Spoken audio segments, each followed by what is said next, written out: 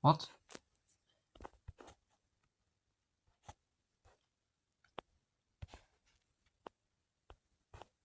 Did not know they had self-driving cars in CDT.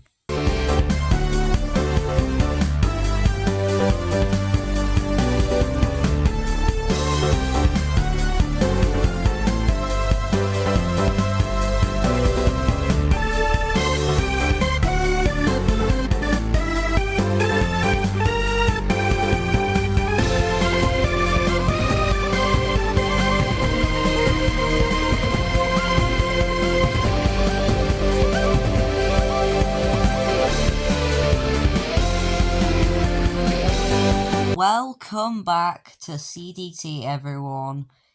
This right here is the Porsche 919 Evo. We finally have it returned, and it's already off sale again. So the 919 Evo, infamously very quick. It returned at the weekends, and if you missed it, that's a big disappointment on your end, mate. It is ludicrous. Jesus Christ. It's infamous because it's ludicrously quick. 10 handling, probably the best acceleration outside of the Ford Mustang RTR. Okay, maybe there are a couple of cars, you know, like drag cars and the RTR and stuff that are quicker than it, but as a normal race car, this thing is unmatched. 299 miles an hour, so it's basically a part of the big three. You know, the big three 300 mile an hour cars. The 300 plus Chiron, the Bugatti Bolide, and this.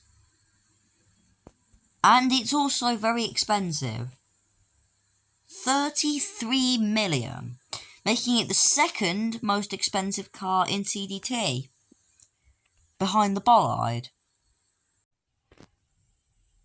To be specific, this is actually the 919 Evo, where they took the already ludicrously quick 919 and made it even more ludicrous. This actually had a lap record as a general around the Nürburgring. I think it was like 5 minutes 57 to cover the Nürburgring, which I think is something like 10 miles? 12 miles? Anyway, long. So yeah, this thing already has quite a bit of heritage in the real world, as well as being infamously quick in CDT. Seriously, they brought back the RTR this weekend, and this. They're bringing back all the stupidly quick cars. The problem with this car was, though, it was the last member of the big three 300 mile an hour cars.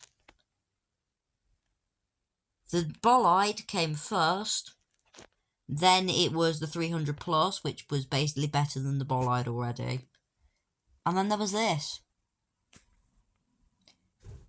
They saved the best till last. In fact, technically, they just kept making the big three better. To clarify, just because a car can do 300 miles an hour or more, doesn't mean it's part of the big three. The big three are all around 300 miles an hour as standard. Not more, not less. And they all have the perfect 10 handling. That is what makes a big three car. So, you see the Bolide, 300 miles an hour, 10 handling. The Chiron 300 plus, 301 miles an hour, 10 handling.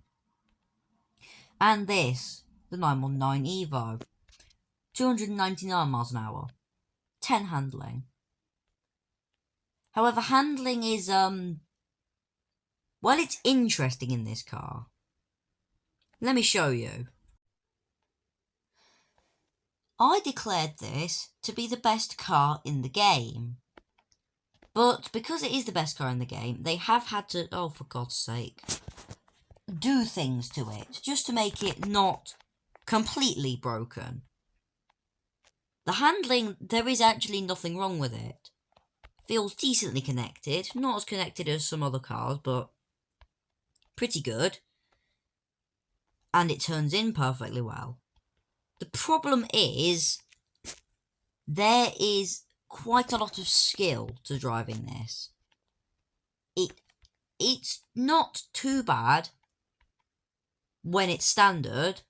Slick tyres are a welcome addition though, because this thing does have lethal handling tendencies, and that's only exaggerated when you tune it. It tries to spit you off in quite a few different corners, and it sort of waggles a lot. It's not fun. Oh look, we spun it. So yeah, drive this one with caution, because unlike the 300 Plus, this one's very much unforgiving. By which I mean it wants to kill you. Ooh, that, oh. It, the drifting. We have to come on to that now. It's interesting. You can get it sideways pretty well, and it's exciting. But the reason it's exciting because it's difficult to get back. It does try to fishtail quite a bit. I mean, it tries to fishtail when you're just normally driving it, but the fishtails are much more exaggerated in this. It leaves shit in your pants. Come on. Sometimes it will literally just come to stop in the corners, like effectively spinning off. And that's when you don't use much handbrake. Oh look, I didn't even try and drift it that time and it spun. It's wildly unpredictable. Tends to spin most of the time. So then you try to build up a bit of speed. And that's when it actually comes to heel. You really have to be at high speeds to properly drift this thing. And even then, quite often it will just spin off. There is pretty much no way of knowing what it's going to do. Which is, not good. Fortunately, it's making up for that in one chief place. Oh, fuck, I've spun it. I have driven very fast cars for ages. You know, cars that accelerate in bonkers quick times. I've owned my RTR Mustang for so long now. But none of them are as brutal as this, because this, unlike all the other fast accelerating cars I've driven, corners as well. It's brilliant all round. I have just missed that corner because I missed the button to steer. Anyway, but it just goes like that. It's so quick. And this is standard. When it's tuned, it's just unmatched. Absolutely unmatched. Suddenly you blink, and the scenery is shifted, and you're in a different time zone. Right the way up to 299. And because of the acceleration, that speed is reachable, which is always a plus sign. So how will it fare on the track? Let's find out. This car, it holds lap records on the Nürburgring. I'm not sure if it still holds the lap record on the Nürburgring, but the lap record in CDT is also held by this. No, it isn't. It's held by the F2004, I think. But this is, I think, formally a lap record holder. So, it should do pretty bloody well. I'm looking at a 34, just as long as I can drive it properly. Right. Come on. In through here. I've seen someone make a driving tutorial on it, and I think that person happened to be a world record holder, or a former world record holder.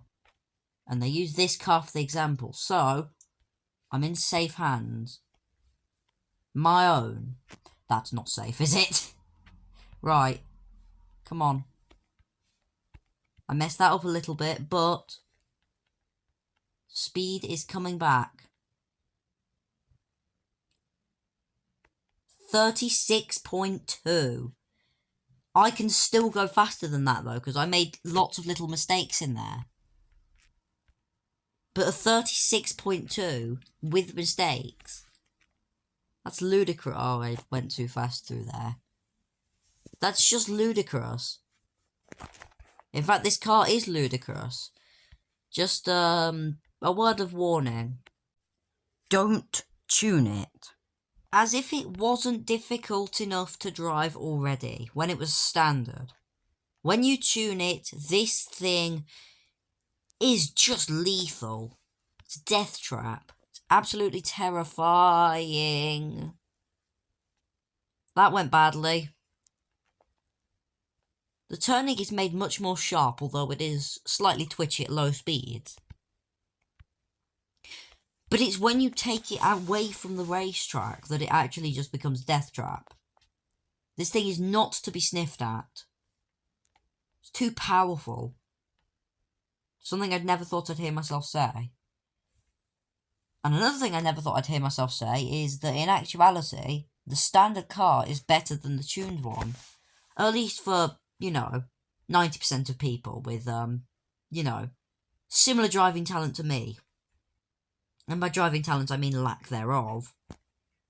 So, if you do have a 919, it's a great car.